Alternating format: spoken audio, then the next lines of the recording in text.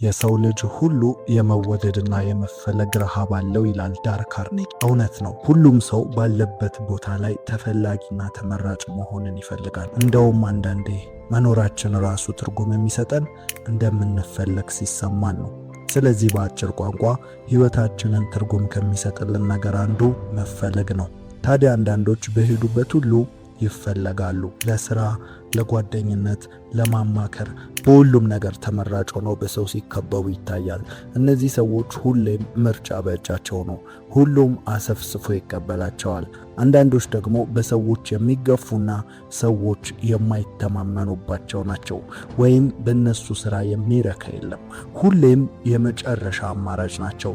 ድርጅቶች በኢኮኖሚ ወይም በአንዳንድ ችግር ሰራተኛ ቅነሳ ቢያደርጉ የመጀመሪያ ተቀናሽ ናቸው። በልምምጥ ነው የሚኖሩት። ታዲያ በሁለቱ አይነት ሰዎች መካከል ያለው ልዩነት አንድ ነው። ያም ጸባይ ይባላል። በዛሬ ቪዲዮ እንደ መጀመሪያዎቹ አይነት ሰዎች ተፈላጊና ተመራጭ የምትሆኑበትን 10 ጸባዮች ነግራችኋለሁ። ከ10ሩ ጸባዮች ስንቱ እንዳላችሁ በኮመንት ላይ አስቀምጡልኝ። ቪዲዮውን ላይክ እያደረጋችሁ ጀምሩ። ለዚህ የቁም ነገር ቻናል አዲስ ከሆናችሁ ደግሞ ሰብስክራይብ በማድረግ ቤተሰባችን ይሁኑ።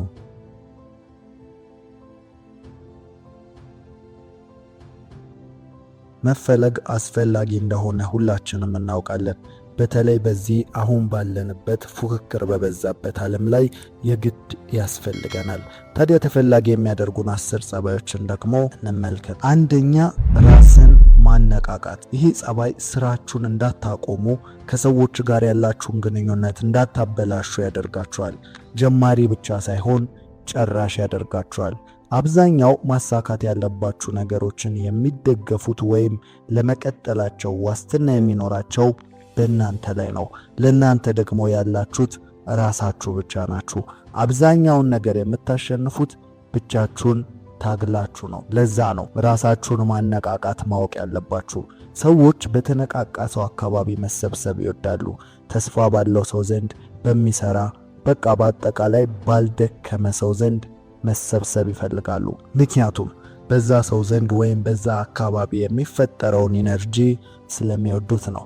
የተነቃቃ ሰው የሚያጋባው ኢነርጂ ራሱ እንድንነቃ የሚያደርግ ፖዚቲቭ ኢነርጂ ነው። ሰዎች ድብርታቸው፣ ጭንቀታቸው ሁሉ በእንዲህ አይነት ሰው አካባቢ ሲሆኑ ይወገድላቸዋል። ስለዚህ ይህ በጣም ተፈላጊ የሚያደርገው አንደኛው ባህሪ ነው። ሁለተኛ፣ ነፃ መሆን። ይህ ማለት ሁሌም የሰው ልጅ በሕግና በስርዓት ውስጥ ታጥሮ መኖርን አይወድም። የተከለከለውን በማድረግ ውስጥ የሚያገኘው ደስታ አለ። እንደውም ሰርቀው የጎረሱት ጉርሻ ይጣፍጣል ይባላል። ታዲያ ሰው በአንድ ጎኑ ሕግና ስርዓትን ሲያዋቅር፣ በሌላ ጎኑ ደግሞ ያንን ሕግ ማፍረስ ወይም መጣስ ይወዳል። ታዲያ ነፃ መሆን ሲባል ምን ማለት ነው? በአይነቱ ተመልከቱት። ሴቶች በዱርዬ ወንድ ይማረካሉ። ይህ ሁሉ የሰው ልጅ እንዲፈቀድለት ለሚፈልገው ትንሽ ነፃነት የሚከፍለው ዋጋ ነው። ታዲያ ነፃ ሆኑ ሲባል ሁሉን በመጠንና በተገቢው መንገድ ማድረግን ነው።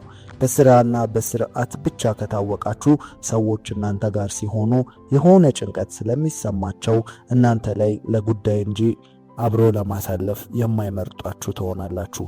ስለዚህ ነፃ ሁኑ። መሳቅ፣ መጫወት አትፍሩ። ለቀልድ የምትፈሩ ሰዎች አትሆኑ። ቀልዱ፣ ቀለል በሉ። ሁልጊዜም በፕሮቶኮል ልብስ ብቻ አትታዩ። ከአለባበስ ከአመጋገብ ጀምሮ አንዳንድ ጊዜ ዝቅ በሉ። ቀላሉን የህይወት ስታይል ተለማመዱ። ቋንቋችሁን ሁሉ ቀለል አድርጉ።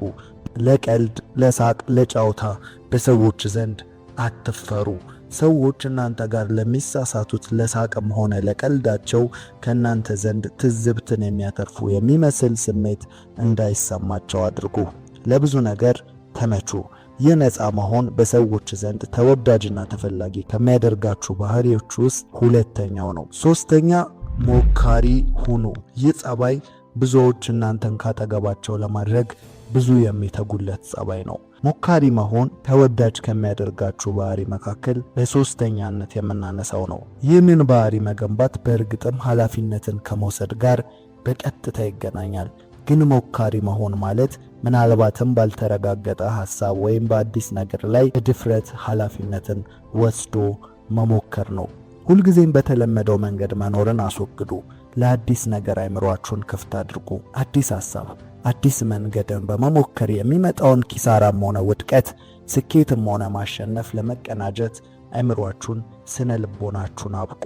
ሁሌም በሰዎች ዘንድ አዲስ ሐሳብ አለ፣ ግን በተግባርና በሐሳብ መካከል ያለውን ድልድይ ማፍረስ የጥቂቶች ብቻ ነው። ይህ ባህሪ ካላችሁ ሰዎች ወደ እናንተ ይሰበሰባሉ። ተቀጥራችሁ የምትሰሩ እንኳን ብትሆኑ የአለቃችሁ ህልውና ግን በእናንተ እጅ ላይ ይወድቃል። ምድር ላይ ሁሉም ለሚሞክር ሰው የያዘው ስድብም አድናቆትም አለው። እውነታው ግን ስድቡም ሆነ አድናቆቱ በሜዳው መሃል ለሚጫወተው ነው። በሌላ አማርኛ ትኩረት ሁሉ ወደ እናንተ ነው። ለስድብም ሆነ ለአድናቆቱ እናንተን መከተልና መመልከት ያስፈልጋል። ስለዚህ በዚህም በዚያም ሞካሪ ሰዎች ተፈላጊ ናቸው።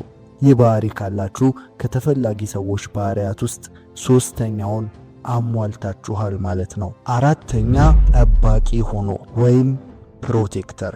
ሰው ሁሉ የደህንነት ችግር አለበት። እንደውም በጥናት የሰው ልጅ ከመሰረታዊ ፍላጎቱ ከተሟላ በቀጥታ የሚያስበው የደህንነቱን ጉዳይ ነው ይባላል። ታዲያ ሰዎች ሰውን የሚፈልጉት በክፍተታቸው እንደመሆኑ መጠን እናንተ ጠባቂ በመሆን ክፍተታቸውን ሙሉ ልታደርጉላቸው ትችላላችሁ። የማወራው ስለ ጉልበት ወይም በአካላዊ ፍሬጣሜ ሰዎችን ስለመጠበቅ አይደለም። ነገር ግን ሰዎች ለሚስጥራቸው፣ ስለ እነርሱ ደህንነት፣ ስለ ሁሉ ነገራቸው ተጠንቀቁ ወይም ጠብቁላቸው። ለአለቃችሁ ስራው እንዳይሰረቅ ወይም በሌላ እንዳይኮረጅ እንደምትተጉ አሳዩት። ለጓደኞቻችሁ ስለ እነርሱ ኑሮ እንደምትጨነቁ ወይም እነርሱ ላይ ከሚቃጣው ጥቃት እንደምትጠብቋቸው አሳዩአቸው። ይህ ባህሪ ካላችሁ መቼም የማትፈለጉበት ምክንያት የለም። ምክንያቱም ትልቁ የሰው ክፍተትን መሙላት ስለቻላችሁ። ይህ ባህሪ ካላችሁ ከተፈላጊ ሰዎች ባህሪያት መካከል አራተኛውን አሟልታችኋል ማለት ነው። አምስተኛ ይቅርታ ልመዱ። ይህ እስካሁን ካነሳናቸው ሁሉ ለየት ባለ መልኩ ልትመለከቱት የሚገባ ባህሪ ነው። እስቲ ራሳችሁን ጠይቁ። በይቅርታ የምታውቁትን ሰው ምን ያህል ቦታ ትሰጡታላችሁ? ወይም ምን ያህል ትፈልጉታላችሁ? ይህ መልሱ ግልጽ ነው። ይቅርታ የታላቅ ሰው ባህሪ ስለሆነ ይቅርታን የሚያደርግና የሚጠይቃችሁን ሰው በልዩ መንገድ ታስተናግዱታላችሁ። ይቅርታን ስንመለከት በሁለት መንገድ ማየት ይኖርብናል። ያም የመጀመሪያው ማድረግ ሲሆን፣ ሁለተኛው ደግሞ መጠየቅ ነው። ስታጠፉ ይቅርታ ማለትን አትፍሩ። ሰዎች ሰው በመሆናችን ከጥፋት ነፃ መሆን አንችልም። ከስህተታችን በላይ ለሰዎች የሚያመው በጥፋታችን ላይ እንዳላጠፋን መሆን ወይም ድርብ ችክ ማለት ነው። ሰው አጥፍቶ ይቅርታን ከጠየቀ ከዛ በኋላ ሊያደርገው የሚችለው ወይም የሚጠበቅበት ነገር የለም። በተመሳሳዩ ደግሞ እኛም ይቅር መባልን በምንፈልግበት ልክ ሌሎችን እንደኛ ሰው መሆናቸውን ወይም መሳሳታቸውን አምነን ይቅርታ የሚያደርግ ልብ ሊኖረን ይገባል። የኛ ጥፋት ብቻ ሳናውቅ ወይም ተሳስተን ሆኖ የሌሎች ስህተት ብቻ ሆን ተብሎ በኢላማ ወይም መሳሳት ሳይገባቸው የተሳሳቱ አድርገን አንቁጠር። በቃ ሰዎች መሆናችንን ስለምናምን በተመሳሳይ መሳሳትም ወይም ማጥፋት ደግሞ የሰውነት ባህሪ መሆኑን ተረተን በይቅርታ መመለስን ወይም ይቅርታ ማድረግን የህይወት ዘይቤ ልናደርገው ይገባል። ይህ ባህሪ ካላችሁ ከተፈላጊ ሰዎች ባህሪያት አምስተኛውን አሟልታችኋል ማለት ነው። ስድስተኛ ፈራጅ አለመሆን ነው። ይህ ድንቅ ባህሪ ከላይ ካነሳነው ሐሳብ ጋር በቀጥታ የሚሄድ ሲሆን ሰው በህይወት ገጠመኙ ምንም ሊገጥመውና ምንም ሊያሳልፍ ወይም ሊያደርግ እንደሚችል ማመን ነው። ታዲያኛ በዛ ሰው ቦታ እስካልሆንን ድረስ ያ ሰው የወሰነውን ስላለመወሰናችን ዋስትና የለንም። ስለዚህ በሰዎች ህይወት ላይ በሰማነው ወይም ባየነው መፍረድ ማቆም ይኖርብናል ማለት ነው። ሰዎች አጠገቡ ሲሆኑ ኩነኔ ወይም ኃጢአተኛ እንደሆኑ እንዲሰማቸው ከሚያደርግ ሰው ይርቃሉ። ስራቸውን እየመዘነ ከሚከሳቸው ሰው ጋር አብሮ ማሳለፍን አይወዱም። ስለዚህ በሰዎች ዘንድ ተፈላጊ ለመሆን በትክክል ማዳበር ካሉብን ባህሪዎች መካከል ስድስተኛው ፈራጅ አለመሆን ነው ማለት ነው። ይህ ባህሪ ካላችሁ ከተፈላጊ ሰዎች ባህሪያት መካከል ስድስተኛውን አሟልታችኋል ማለት ነው። ሰባተኛው የስሜት ብልህነት ነው። የስሜት ብስለት ከሰዎች ጋር ለምንፈጥራቸው የትኛውም ግንኙነቶች በጣም አስፈላጊ ነው። እንደውም ታዋቂው ቢሊዮነር አንድ ጊዜ እንዲህ ብሎ ነበር፣ ሰዎች ስለ አይኪው በጣም ያወራሉ፣ በዚህ ዘመን ግን ከአይኪው በላይ ኢኪው ዋጋ አለው ሲል ተናግሯል። ኢኪው ማለት ኢሞሽናል ኢንተለጀንስ ወይም የስሜት ብልህነት ማለት ነው። ስለዚህ ሰዎች በስራ ቦታ፣ በቢዝነስ፣ በቤተሰብ መሃል ተመራጭ የሚያደርጋቸው የስሜት ብልህነት ነው። የስሜት ብልህነት ማለት በእነርሱ ላይ የሚፈጠረውን የትኛውንም አይነት ቀውስ ሆነ ደስታ የሚያስተናግዱበት መንገድ ነው። የስሜት ብስለት ሲኖራችሁ የጀመራችሁትን ጥረት ለምን ውጤት አልሰጠኝም ብላችሁ አታቆሙም።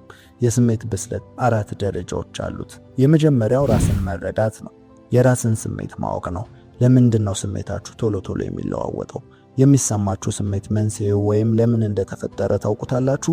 አሁን ምን እየተሰማችሁ እንዳለ መግለጽ ትችላላችሁ? ይህን ጥያቄ መመለስ ከቻላችሁ ራሳችሁን ትረዳላችሁ ማለት ነው። ሁለተኛው የስሜት ብስለት ደረጃ ራስን መቆጣጠር ነው።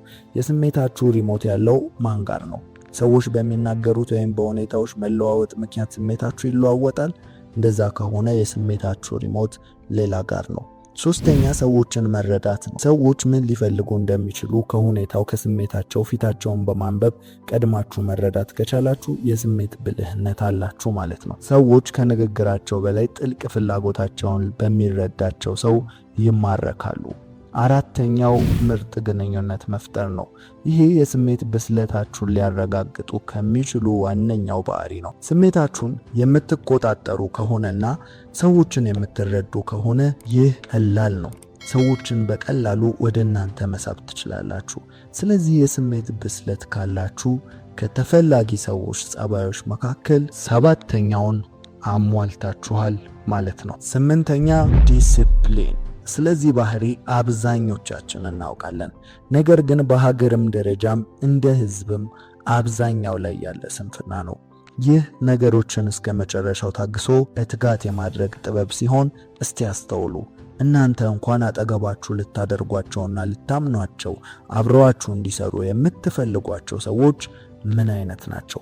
በእርግጠኝነት ከ1 ወር በፊት የሰጣችሁትን ስራ 2 ቀን ሲቀረው ጀምሮ ከሚያልከሰክሰው ሰው ይልቅ በ100 እጥፍ 1 ወር ሙሉ በትንሹ ተጠንቅቆ ሲሰራ የነበረውን ሰው ነው የምትመርጡት። ያ ማለት ዲሲፕሊን ነው። በአንድ ቀን ጂም ሰውነት መገንባት አይቻልም። በአንድ ቀን ምግብ ሰውነት አይወፍርም። ሁሉም ድግግሞሽን ይፈልጋል። ድግግሞሽ ደግሞ ትጋትንና ጽናትን ይጠይቃል። ለዚህ ነው ዲሲፕሊን ያለው ሰው ስፖርት እሰራለሁ ባይልም ይታወቃል። ሰውነቱ ይናገራል። ሰነፍ ሰው ግን በወር 2 እና 3 እየገባ በሰውነቱ ሳይሆን በንግግር ስፖርት መስራቱን ያሳውጃል። ተፈላጊው ሰውና ተአማኒው ሰው ግን ግልጽ ነው። ህይወት አጭር ርቀት ሩጫ አይደለችም፣ ረጅም ማራቶን ነው። ማራቶንን ደግሞ የሚያሸንፈው ትንፋሽ ያለው ትዕግስትና ጽናትን የተሞላ ሰው ነው። ስኬት ከ100 ቢታረም 90% ዲሲፕሊን ነው። ሁላችንም የምናውቀው አንድ እውነታ አለ። ጠንክሮ መስራት ከተሰጥኦ እንደሚበልጥ። ግን ሁሌም ተሰጥኦና ጠንክሮ መስራት ከተደመረ ከሁሉም ይበልጣል። ግን አስታውሱ፣ በልጅነታችን የተነገረን የጥንቸልና የኤሊዋ ታሪክ ምን ይመስላችኋል? ኤሊዋ እንዴት አሸነፈች? መልሱም አጭርና ግልጽ ነው። ዲሲፕሊን። ዲሲፕሊን ማለት ሁሌም እናንተን የሚፈልገው ቦታ ላይ መገኘት፣ በቀን ማድረግ ያለባችሁን ነገር ማድረግ ነው። ስፖርት ሰራለሁ ካላችሁ መስራት፣ ጠዋት እነሳለሁ ካላችሁ መነሳት፣ አጠናለሁ አነባለሁ ካላችሁ በቃ ያንን ማድረግ ነው። ለራሳችሁ ቃል ታማኝ መሆን ነው። ደበረኝ፣ ደስ አለኝ፣ ሙድ አይደለም የሚባል ነገር የለም። ሁኔታዎች ደስ ላይሉ ይችላሉ። ስሜቶች በቅስፈት ይለዋወጣሉ። እናንተ ግን በጽናት መቀጠል ብቻ ነው የሚጠበቅባችሁ። ስኬታማ የምትሉት ሰው እዛ የደረሰው ሁሌም ደስ ብሎት ይመስላችኋል? ሁሌም ሙዱ የማይረበሽ ይመስላችኋል? ነገር ግን ለጊዜያዊ ስሜቱ የወደፊት ህይወቱ ላይ ስለማይቀልድ ነው። የዲሲፕሊን ተቃራኒ ስንፍና ነው። ስንፍና ማለት ደግሞ ቀስ በቀስ በጆሮ መጥቶ የዛሬ ተግባሮቻችሁን ነገና በኋላ ልታደርጉት እንደምትችሉ የሚያሳምናችሁ ትልቅ በሽታ ነው። የስንፍና ደባሪው ነገር አታድርጉ ሳይሆን በኋላ ወይም ነገ አድርጉ ማለቱ ነው። ስለዚህ ዛሬ ቁርጡን ዋቁ። የምትፈልጉት ነገር በድንገት ከሰማይ አይወርድም። የእናንተ ጥረትና ላብን ይፈልጋል። እኔ ብዙ ሰዎችን አውቃለሁ። ሁሉም ባለ ትልልቅ ህልምና ባለ ራዕይ ናቸው። ነገ መድረስ የሚፈልጉበት ትልልቅ ቦታ አለ። ነገር ግን እስከ ዛሬ ከመፈለግ በቀር ለዛ ምን አድርጋችኋል ስትሏቸው ሰበብን ይደረድራሉ። የሰው ልጅ ደግሞ ከፈለገ ሰበበኛ፣ ከፈለገ ደግሞ ተአምረኛ ነው ይባላል። በእጃቸው ካለው ህልም ይልቅ የዛሬ ምክንያታቸውን ያስቀደሙ ሰዎች ሕይወታቸው ላይ ድንገተኛ ለውጥን የሚጠብቁ ናቸው። እድልን የሚጠብቁ ናቸው። እንደ ዲቪ እንደ ሎተሪ አይነት ነገርን ማለት ነው። ነገር ግን ትክክለኛ ባለ ራዕይ እድልን የሚጠብቅ ሳይሆን የሚፈጥረው ነው። ስለዚህ ዛሬ ራሳችሁን ልክ እንደ ወታደር አሰልጥኑ። ትልቁ ዲሲፕሊን ያለው በወታደሮች ዘንድ ነው ይባላል። ሁሌም ዝግጁ ናቸው። ለስልቹነትና ለስንፍና ቦታ አይሰጡም። ምክንያቱም እያንዳንዱ ስንፍናና ስልቹነት ነገ ሕይወታቸውን እንደሚያስከፍላቸው ያውቃሉ። ያው ሲወራ ቀላል ይመስላል፣ መኖሩ ግን ከባድ ነው። ስለዚህ እንዴት ዲሲፕሊንን እንገንባ ካልን ደግሞ አንደኛ የምትፈልጉትን ነገር ለይታችሁ ወቁ። ሁለተኛ ለምን እንደፈለጋችሁት ለይታችሁ ወቁ። ሶስተኛ ያንን ነገር እንዳታደርጉ የሚጎታታችሁን ነገር አስወግዱ። አራተኛ ለውጣችሁን ተመልከቱ። ባጭሩ በምሳሌ ስናደርገው ጠዋት መነሳት ብትፈልጉ ለምን ጠዋት መነሳት ፈለጋችሁ የሚለውን ራስን መጠየቅ ነው። ምናልባትም ለስፖርት፣ ለመጸለይ፣ ለምንም ሊሆን ይችላል። በመቀጠል ጠዋት እንዳትነሱ የሚያደርጋችሁ ምን እንደሆነ መለየት። ምናልባት አምሽታችሁ መተኛት ከሆነ አምሽቶ መተኛት ማቆም ወይም ማስወገድ ነው። በመጨረሻም በጠዋት በመነሳታችሁ ምክንያት በዛሽ ሰዓት ያገኛችሁትን ትርፍ በሕይወታችሁ ላይ የመጣውን ለውጥ ማስተዋል ነው። ያኔ ሳታስቡት ዲሲፕሊንን ትገነባላችሁ። በዚህ ጊዜ ተፈላጊነታችሁ ሲጨምር ትመለከታላችሁ።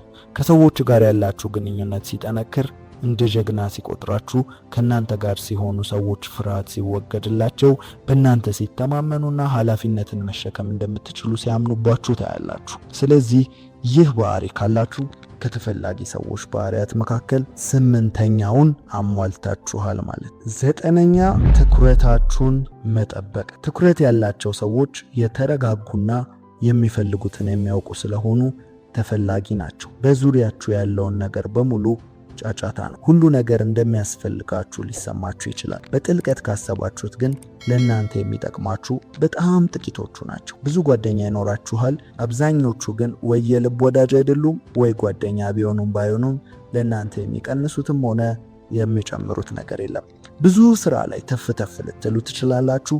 አብዛኛውን ገቢ የሚያመጡት ግን ሁለቱ ብቻ ይሆናሉ። አይምሮ ሲበተን ብዙ ርቀት መጓዝ ያቅታችኋል። ሰው ወደሚጓዝበት የምትቅበዘበዙ ከሆነ የምትጨብጡትን ነገር ታጣላችሁ። የራሳችሁን መንገድ፣ የራሳችሁን ትኩረት፣ እናንተ አተኩራችሁ የምትመለከቱት ነገር ሊኖራችሁ ይገባል። ምናልባት በብዙ መዋከብ ውስጥ ብቻችሁን መቆም ሊጠበቅባችሁ ይችላል። እናንተን የሚፈልጉ ነገሮች ጥቂት አይደሉም። ነገር ግን እናንተ ስኬታማ ከሆናችሁ አንዱ ላይ ልታተኩሩ ይገባል። ሁለት ያባረረ አንድ አይዝም እንደሚባለው ትኩረቱን የጠበቀና የሚፈልገውን የሚያውቅ ሰው ያ የፈለገውን ነገር ያገኛል። ምናልባት ብዙ ችሎታ ሊኖራችሁ ይችላል። ምናልባት ሩጫም እግር ኳስም ላይ ጎበዝ ትሆኑ ይሆናል። ነገር ግን ሪከርድ መበጠስ፣ ዋንጫውን መውሰድ ከፈለጋችሁ አንዱ ላይ አተኩራችሁ ልትሰሩ ይገባል። የምትናፍቁት ትልቁ ለውጥ ያለው በትኩረታችሁ ውስጥ ነው። ትኩረታችሁ ባለበት ነው ጉልበታችሁን የምታወጡት። ጉልበታችሁ አንድ ነገር ላይ ከፈሰሰ የምታመጡት ለውጥ ተጽዕኖ ቀላል አይደለም። በአራት አቅጣጫ አንድ እርምጃ ብትራመዱ ብዙ አልተጓዛችሁም። በአንድ አቅጣጫ ግን 4 እርምጃን ብትጓዙ ብዙ ርቀት ትሄዳላችሁ። ለውጣችሁ ያስታውቃል። ራሳችሁን ከወከባ ጠብቁ። ጥሩ ስራ እየሰራችሁ እንትኑ ያዋጣል፣ እንትኑ ጥሩ ነው የሚል በሰማችሁ ቁጥር አትወላውሉ። ያላችሁበት ላይ ቆዩ። ያኔ ሰዎች በተጨባጭነታችሁ ይቀናሉ። ስለማትወዛገቡ እምነትን በእናንተ ላይ ያሳድራሉ። ሐሳቡን ቶሎ የሚቀያየርን ሰው ማን ያምነዋል? እሱን ተውት፣ እዚህም እዚያም ነው ይባላል። የተከለውን የሚኮተኩተው በትዕግስት ፍሬውን ይበላል። እዚህም እዚያም የሚተክለው ግን ከፍሬው አይቀምስም፣ ምንም ዘርም አይኖረውም። ምክንያቱም አልኮተኮተም፣ እንዲሁም አልተንከባከበም። ስለዚህ ለፍሬ አይበቃም። እናንተ ግን ትኩረታችሁን ጠብቃችሁ የያዛችሁትን ነገር እስከ መጨረሻው አድርሱ። የማትጨርሱትን አትጀምሩ። ሰዎች የሚሮጡበት ሁሉ የእናንተ ጥሪ አይደለም። ትኩረትን የምትጠብቁ ከሆነ ከተፈላጊ ሰዎች ባህሪያት መካከል 9ኛውን አሟልታችኋል ማለት። 10ኛው ሁሌም ራስን ማስተማር ነው። በኮሌጅና በትምህርት ቤት የምትማሩት አእምሮ ነገሮችን የሚያይበትን መንገድ እንዲቀርጸው ነው። ራሳችሁን የምታስተምሩት ግን በፈለጋችሁት ዘርፍ ላይ ብቁና ተፈላጊ ለመሆን ነው። ብዙ ሰው ዲግሪ ያለው ስራ ግን የለውም። ስራ ያለው ደግሞ በቂ ደሞዝ አያገኝም። ሲቀጥል በአንድ ስራ ላይ በተመሳሳይ ደሞዝ ረጅም ዓመት ያገለግላል። የዚህ ችግር መንስኤው ራስን አለማሻሻል ነው። ከተመረቁ በኋላ እውቀት በቃኝ ማለት፣ አንዳንዴም በአካዳሚው ብቻ እውነተኛ እውቀት አለ ብሎ ማሰብ ነው። የአብዛኛው ድርጅት ካምፓኒ መስራቾች የተማሩ አይደሉም፣ ወይም አንዳንዱ የሚፈልጉትን እውቀት ሲያገኙ ያቋረጡ ናቸው። ምክንያቱም ለወረቀት አይማሩ። ሁሌም ማሰብ ያለባችሁ በተመረቃችሁበት በተማራችሁበት ዘርፍ ላይ የማትሰሩና የማታነቡ እውቀታችሁን የማትከልሱ ከሆናችሁ በ4 እና በ5 ዓመት ውስጥ የተማራችሁትን ትረሳላችሁ። ከዛም ተምሯል ከሚለው ወረቀት በቀር እውቀቱ በእናንተ ዘንድ የለም። ይህ ማለት መሃይምነት ያገረሻል ማለት ነው። ለዚህ ነው ድርጅቶች እንኳን ማስታወቂያ ሲያወጡ በዚህ ዓመት የተመረቀ የሚሉት። ታዲያ ባጭሩ ምን እያልን ነው? ሁልጊዜም ራሳችሁን አስተምሩ፣ አንብቡ፣ አካባቢያችሁን ቃኙ። የምትፈልጉትን አይነት ሰው፣ ልማዱን፣ የሚያዘወትረውን ነገር ተመልከቱ። ጥሩ ነገሮችን አዳምጡ። በየቀኑ ለህልማችሁ የሚጠቅማችሁን በትንሹ አንድ ነገር ወቁ። ራሳችሁን በዚህ ዲሲፕሊን ባሰነጠናችሁ ቁጥር በዛ በሰነጠላችሁት ነገር ላይ ተፈላጊነታችሁ እየጎላ ይመጣል። ሁሌም በተቀመጣችሁበት ወይም በምትሰሩት ስራ ላይ እውቀት እየጨመራችሁ ከዘመኑ ጋር ራሳችሁን እያሻሻላችሁ ሂዱ። አውቃለሁ ብሎ ከተቀመጠ ፕሮፌሰር ለማወቅ እየጣረ ያለ መሃይም ይሻላል ይባላል። ስለዚህ ዘወትር ራሳችሁን አስተምሩ፣ አሰልጥኑ። ራሳችሁን ስታስተምሩ ከማወቅ በላይ መረዳት ትጀምራላችሁ። በማወቅና መረዳት መሃል ሰፊ ልዩነት አለ። ማወቅ አይምሮን በመረጃ መሙላት ሲሆን፣ መረዳት ግን ያወቅነውን ነገር ገጣጥሞ አዲስ ነገር ማምጣት መቻል ነው፣ ወይም ለችግሮች መፍትሄን መፍጠር መቻል ነው። ራሳችሁን ይህንን ጠይቁ። መቼ ነው ለመጨረሻ ጊዜ ለህይወቴ የሚጠቅም ነገር ራሴ ላይ ያደረግኩት፣ ለውጥ እንዳመጣ የሚያደርግ ነገር የሰማሁት ወይም ያነበብኩት?